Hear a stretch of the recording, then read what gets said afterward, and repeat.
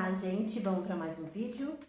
No vídeo de hoje eu vou falar um pouco para vocês sobre a minha trajetória nas religiões. E olha que é uma trajetória bem longa. Eu acho que desde sempre, porque que eu me lembre, quando eu era bem criança, eu já ia para a missa da criança. A missa das crianças todo domingo passava uma moça em frente de casa e ela ia de casa em casa, né? Ela vinha pegando as crianças ali do bairro para levar para a igreja, assistir a missa das crianças e voltar. Então, todo domingo me arrumava cedo, meu pai falava para mim me arrumar, e meu pai sempre pedia para ela, né, me levar para a igreja. Foi assim, foi indo até eu ir crescendo, fui fazer ali a primeira comunhão, e ali na adolescência era o lugar onde eu podia passear. Então, é um lugar onde eu podia ir com as minhas amigas. Minhas amigas iam para vários lugares, mas eu nunca podia ir, né, eu era proibida de tudo. Então era bem segura mesmo dentro de casa, então não tinha muita dinâmica assim com as amigas, assim, muita liberdade. Mas a liberdade que eu tinha era de ir para a igreja. Então ir para a igreja era o meu point, né? O meu passeio favorito. E as minhas amigas iam, mesmo sem ter esse costume sem ser católica, sem ter esse costume de ir para a igreja, mas era um lugar que a gente poderia ir, passear, né, assistir a missa, voltar andando, devagarinho, conversando, com mais liberdade. Então acabava que todas as minhas amigas iam para a missa comigo. E aí eu fui crescendo dessa forma, né, dentro da igreja católica. E vou falar uma coisa pra vocês. Desde criança eu tentava entender a missa, eu tentava entender o que o padre estava falando, mas eu não conseguia, gente.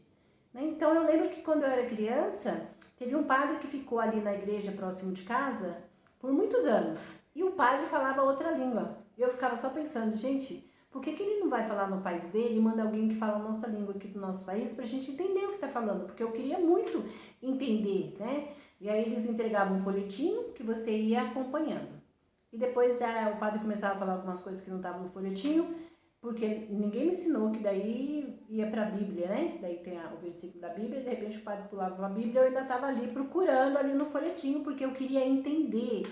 Eu buscava, assim, entender quem era Deus, né? Da onde eu vim, por que eu estava aqui, né? Principalmente por causa daquela minha infância, né? Por causa daquele tratamento que eu recebia, né? Então eu queria saber de Deus, por que eu vim aqui nessa terra? Por que assim que é tanto sofrimento? Por que eu sou tratada diferente das minhas irmãs? Sabe essas coisas assim que quando eu era criança eu ficava perguntando e eu achava que Deus ia me responder. Mas aí eu tinha que entender Deus, né? Para poder ele me responder. E assim se passaram os anos, né? E eu fiquei lá até a adolescência. Ali, por volta de 13 anos, como eu era uma criança que eu apanhava muito dos meus pais, e o meu pai, quando ele me dava surra, ele me deixava assim, totalmente machucada. Então, ali por volta de 13 anos, eu fiquei, por conta de uma surra, fiquei muito machucada. Minha tia quis me ajudar e ao mesmo tempo ajudar uma outra moça, uma moça que tinha 3 filhos, né, que era de uma igreja, tinha 3 filhos e precisava de ajuda. Então ela quis unir o útil ao agradável. Então assim, me tirar, que estava toda machucada, de dentro daquela casa, que levava surras constantes, e ajudar aquela moça que precisava de alguém que auxiliasse ela com os filhos. E ali, depois dessa surra, eu fui morar com essa família. E assim, eu cheguei, eu fiquei maravilhada com aquela família. Então, era um casal, e ele era um casal jovem, eu acredito que tinha na faixa os dois de 30 e poucos anos cada. E eles tinham 3 filhos. Eram 2 meninos e uma menina, né? Tudo escadinha. Eu acho que o mais novo devia ter 5, devia ser 5, 8 e 10, mais ou menos assim a idade das crianças. Eu estava com 13 anos, fui muito bem recebida naquela casa e eles eram de uma religião que é a Igreja de Jesus Cristo do Santo dos Últimos Dias, conhecida como a Igreja de Mormon. E ali eu fui vendo a dinâmica daquela família, eu me apaixonei pela dinâmica daquela família, né? Eles sentavam-se à mesa, todos sentavam-se juntos, todos comiam da mesma comida, não tinha a carne melhor para o pai e para a mãe e para os filhos, não, estava ali, servia-se, cada um comia o que queria, estava na mesa para todo mundo servir, tudo igual. Eles oravam antes do alimento, então abençoavam o alimento, agradeciam o alimento, e eles se tratavam bem, todos os filhos, ela tinha 3 filhos, e todos os filhos eram tratados iguais, né? Tanto pelo pai como pela mãe. Não existia agressão verbal, agressão física, existia sim educação dentro da casa. Então aquela dinâmica me deixou apaixonada. E eu ajudava ela no cuidado da casa, no cuidado com as crianças, mas eu não era tratada como empregada. Então me apaixonei por aquela família.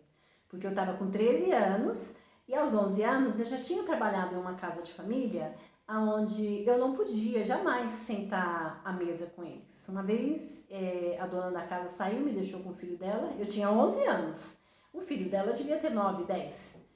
E eu fiz o que ela mandou e me sentei no sofá da sala com o filho dela. Quando ela chegou, parecia que eu era um lixo que estava em cima do sofá, que tinha sujado o sofá dela. Gente, então assim, eu trabalhei naquela casa, eles comiam uma comida, eu comia outra. Então geralmente tinha um frango lá separado para mim, eu tinha que servir eles, depois que eles se serviram, que saíram da mesa, aí eu poderia comer. Então assim, tudo era separado. E naquela casa não, naquela casa eu sentava à mesa com eles, eu era tratada igual. E eu comecei a ir para a igreja com eles, conheci ali a igreja de Mormon. E achei que todos ali eram muito simpáticos um com o outro, eles abraçavam, né? Eles eram assim, muito receptivos, né? E não me trataram como a empregada, ou uma pobre, ou uma coitada. Não, eu fiquei na sala, eu ficava, né? Porque tem as salas, na igreja de Mormon tem as salas conforme a idade, né? Então, são 3 horas de reunião, então tem uma hora que fica... É sala separada, sabe? As crianças de tantos anos, os homens, as mulheres, e vão ter aula, e é uma dinâmica gostosa, são umas aulas gostosas. Aí no último horário é o horário do culto, onde todos se sentam lá na capela e ouvem lá a celebração do culto. Então, assim, tudo muito organizado, né? Eu fiquei encantada com toda aquela organização, tanto da igreja como dentro de casa. Não era diferente, na igreja é uma coisa, dentro de casa é outra. Não. E ali eu fui aprendendo mais, né? Os missionários iam até a casa dela, me ensinavam algumas coisas. E como eu já tinha 13 anos e eu quis me batizar, aí eu me batizei nessa igreja. E aí eu vivi assim um tempo muito legal ali, muito bom no meio daquela família. Mas eles moravam de aluguel, num bairro próximo ao bairro dos meus pais, dos meus tios. E eles compraram uma casa num município vizinho, já não era no mesmo município. E ela perguntou para meus pais se eu poderia ir junto. E eles falaram que não, né? E eu era 13 anos ainda, então aí eu não pude ir. Voltei para casa. Mas aí eu quis continuar a ir para a igreja, eu me identifiquei muito com a igreja de Mormon, eu ganhei bastante roupa, sabe? Eu me sentia assim muito bem vestida. Então todos os domingos eu colocava aquelas roupa que eles me deram e ia a pé. Era bem distantezinho, mas eu ia a pé. E eu estava muito satisfeita. Só que existia um porém. Todo domingo, assim, eu me sentia muito constrangida. Porque todo domingo a minha mãe me chamava de Maria Mijona, a crentinha, já vai pra igreja, virou crente. E aí eu lembro que teve um domingo que eu estava descendo a rua, né? E uma comadre dela, a vizinha da casa, chegou para conversar com ela. Eu dei tchau, mãe. Tô indo pra igreja. Porque eu me sentia gente, sabe? E aí eu vi ela comentando com a vizinha. Agora é crente, ela tá toda Maria Mijone, dava risada. Gente, eu vou falar pra vocês. A gente ali com 13 anos, eu não sei, né? Se eu tivesse a cabeça de hoje, talvez eu não teria pensado a mesma coisa. Mas eu me sentia assim, tão mal, que naquele dia eu fui muito triste pra igreja. Eu voltei muito triste, falei, não vou mais. Eu não vou mais ter que ficar ouvindo, porque assim, é mais um motivo, porque sempre tinha motivo para ela falar, ou xingar, ou tirar sarro. Então assim, humilhar, sempre rebaixar, né? Tudo era motivo para humilhação. Então eu falei, não vou dar mais um motivo para uma humilhação. Eu sei que ela vai encontrar outros, mas eu não vou mais para a igreja. E a partir dali eu não fui mais para a igreja. E eu não fui nem para a igreja de Mormon, nem voltei para a igreja católica e segui a vida ali com, né? Aí fugi de casa aos 15, eu fugia sempre, tá, gente? Mas aí aos 15 eu acabei fugindo com um homem. Então aí eu me perdi. E aí eu tive que casar, fiquei com esse homem, tive 2 filhos e tal. Então eu me casei. E continuei minha vida, né? Até cheguei a estudar o kardecismo, né? Assim, por cima, né? Ali, Allan Kardec, alguns livros de Zíbia Gasparetto, do filho dela. Cheguei a estudar um pouco, ia, né, nas sessões, tomava passe, mas nada assim de muito entendimento. Tentei entender, mas não me aprofundei muito. E com o tempo, quando eu tive a minha terceira filha, já no segundo casamento, eu achei a necessidade de voltar à igreja de Mormon. Eu achei a necessidade de ter aquela união, sabe? Eu tava com 3 filhos ali, uma filha bem pequenininha e os meninos ali por volta de 7, 8 anos, né? 9, então tava nessa faixa. Eu achei assim que, bom, este é o momento. Eu lembrei daquela família, né? Então eu lembrei que eu queria aquilo pra mim, né? Aquele formato de família.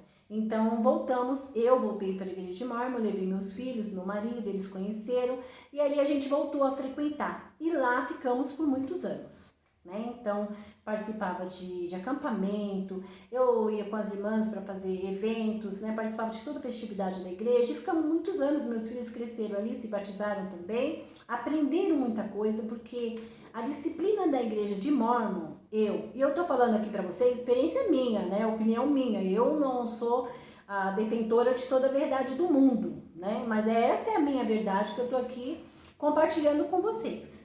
Então, eu acho que sim, a organização para uma família não tem uma igreja melhor.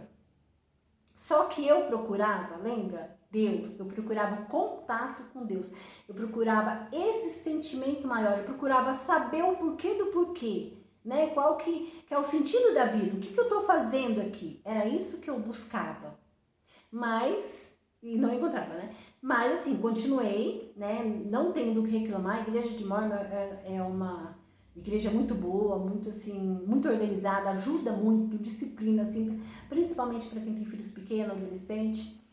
Desde que a gente faça, né? A gente fazia reuniões familiares, a gente orava em todas as refeições, a gente abençoava o alimento, a gente agradecia pelo alimento, era assim uma coisa normal na nossa família, né? Então tinha até aquela coisa assim de cada refeição era um que ia abençoar o alimento. Ah, então é você que vai abençoar o alimento.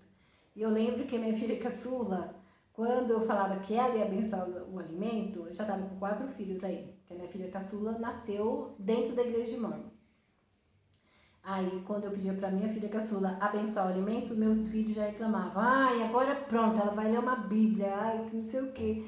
Porque ela abençoava o alimento, ela agradecia, ela abençoava o vizinho, abençoava a nossa vida, ela lembrava de alguma coisa na escola, abençoava a professora, e aí não terminava. Mas assim, era muito gostoso isso, sabe? Era um sentimento muito gostoso. E para eles era normal, entendeu?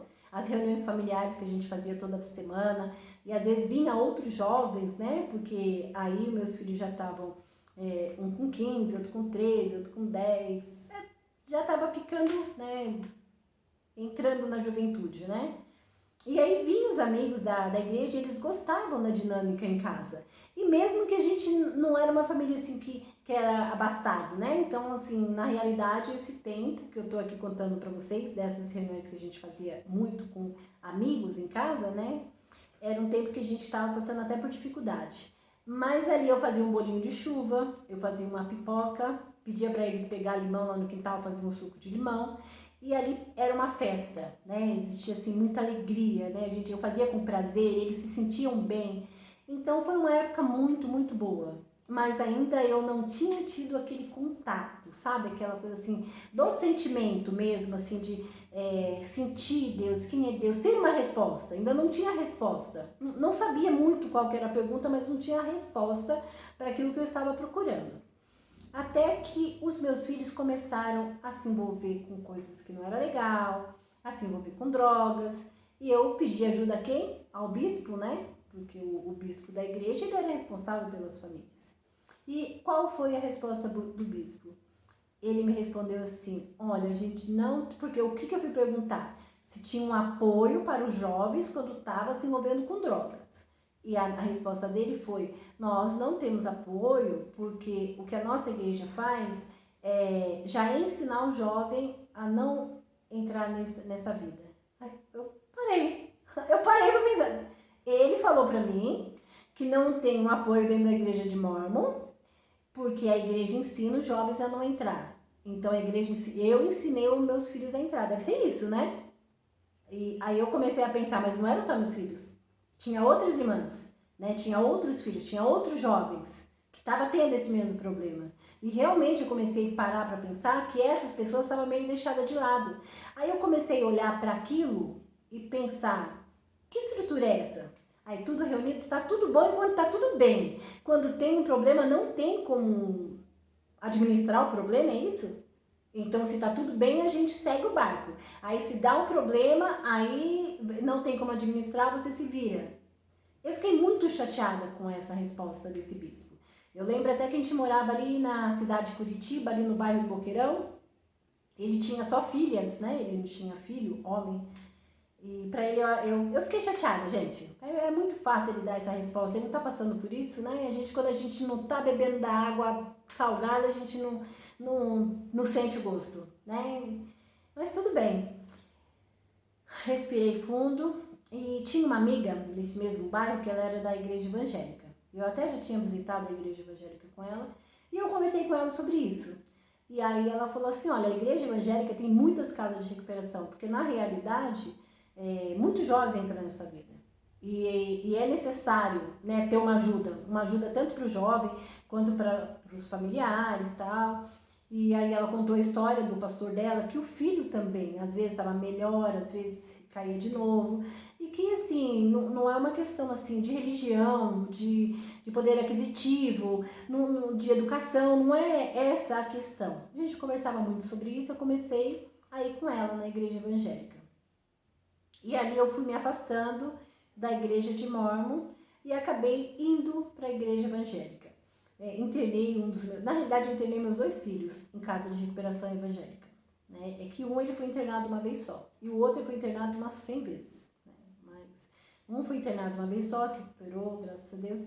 Ele se tornou pastor depois, então assim, esse meu filho que ia numa casa, saía também, entendeu bastante a palavra, né, dentro da igreja evangélica. Então eu e meus 4 filhos nos tornamos evangélicos. Todos fomos batizados e todos trabalhavam na igreja, né? Então a gente realmente entrou de cabeça. Então eu pregava a palavra, subia em púlpito, fazia reuniões na casa das famílias, fazia visita para os doentes, ia com os pastores, orava, né? A gente ia para um monte, fazia campanha. Então eu fiquei mais de 20 anos dentro da igreja evangélica, me doando, fazendo o trabalho mesmo, procurando, querendo ter esse contato com Deus. Então, vamos para o monte? Vamos, eu queria ter esse contato com Deus. Não vou falar para vocês que eu não tinha, assim, experiências maravilhosas, que eu não voltava com meu coração mais aliviado depois de um culto de louvor, né? Porque realmente, né, ajuda. Mas saber qual que é o propósito da vida, o que eu estou fazendo aqui, sentir mesmo, Deus ver a resposta, ainda não tinha. E o pior é que dentro da igreja evangélica, o que foi acontecendo? Eu fui me sentindo cada vez mais culpada de tudo que acontecia. Porque você é culpada. Porque Deus está te cobrando. Porque você fez algo errado. E você escuta isso. Você é muito cobrado com isso, né? E eu tava com meus 4 filhos trabalhando, todas. Tinha uma que era cantora, cantava. Né? O grupo de gestos, elas participavam de todos, né? Eventos, né? A gente produzia as igrejas, né? Tanto é que através de mim, os meus familiares vieram também. E nós abrimos uma igreja, né? Eles, né? Porque na realidade eles me colocaram de lado depois. Então meus 2 cunhados se tornaram pastores, né? Um dos cunhados nunca tinha pisado numa igreja, então começou a ir na igreja. Então, como a gente se movia muito com os trabalhos, eles se tornaram pastores, fundaram a própria igreja. Eu trabalhei muito nessa igreja, minhas filhas também, sabe? Nos gestos, nos louvores, na decoração, na arrumação, né? na pregação, em tudo que fosse necessário. Mas a cobrança é muito grande. Aí a cobrança era grande de outros pastores, depois a cobrança é grande dentro da sua família, porque eles mesmos cobravam. O meu cunhado chegou a falar, mas se o teu filho vai e volta, nunca melhora, porque você tem que ter uma conversa com Deus, porque algo está errado em você. Então assim, eu fui me sentindo muito culpada. Eu já tive depressão lá, com 9 anos de idade, quando criança, com todos aqueles problemas. Já tinha tentado contra a minha vida lá, com 9 anos.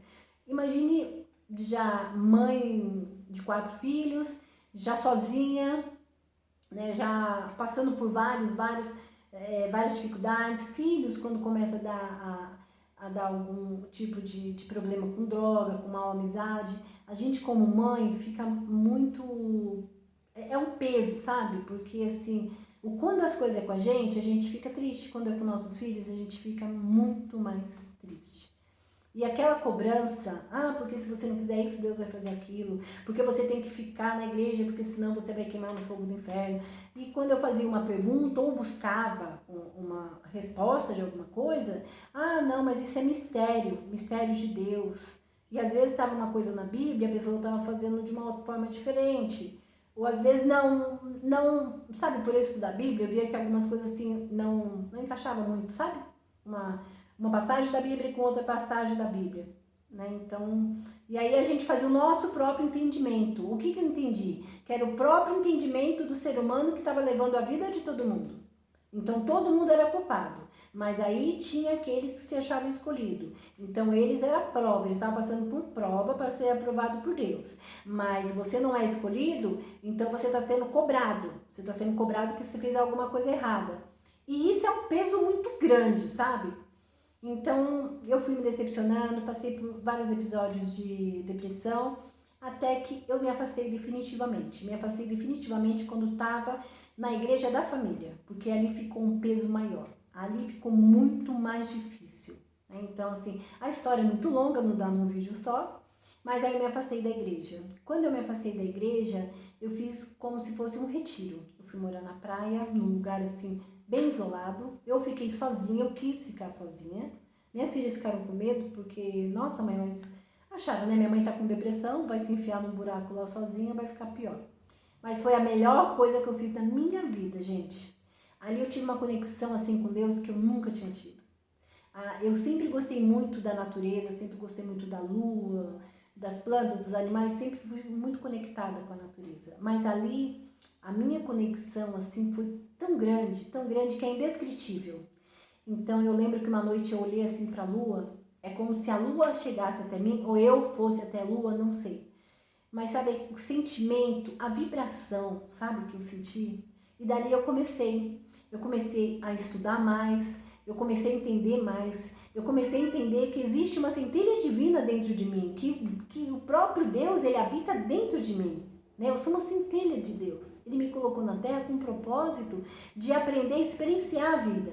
Não que seria tudo mar de rosas, mas a experiência que eu teria aqui na Terra seria mais para mim ser feliz. Está tudo bem. Olha, aconteceu isso, chorei, mas está tudo bem, a vida segue, continua, vamos procurar crescer, aprender e sempre ver o lado bom da coisa, né? Por mais difícil que esteja, porque o fato de você estar respirando, de você estar viva, de você poder ver a maravilha que é o universo, a maravilha que é a natureza, Mãe Gaia, que maravilha que é isso, Então, assim, a gente olhar para esse lado.